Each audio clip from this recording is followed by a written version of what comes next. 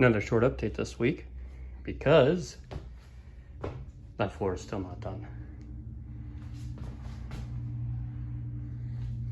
So, even though this says 60 volt max,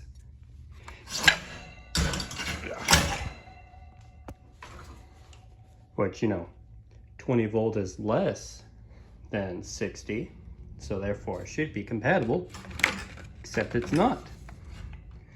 They have this little thing right here to block it, because it turns out max means absolutely nothing and it's 60 volt only.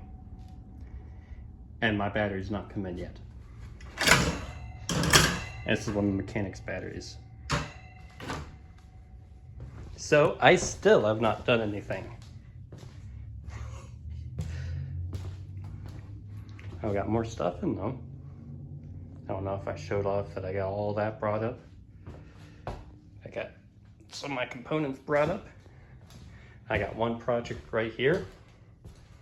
The, what's the word? Vertical. The horizontal works, the vertical doesn't.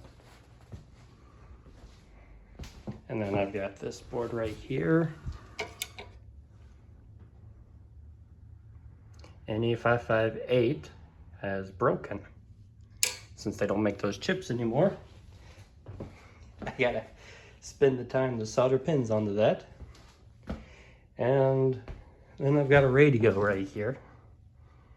I had to take it apart, fix it. One of the switches had, two of the switches got stuck open and it was glitching out the radio. I fixed that and now I just got to take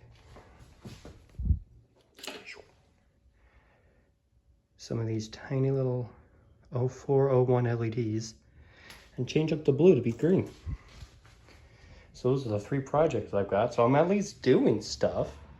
I just don't have the space or the tools to get everything done. But it's at least being a worked on room. Worked in, things are being done. I brought all my radios over. Remember that old project that I haven't touched? I just haven't had the space and time. But hopefully, I will now.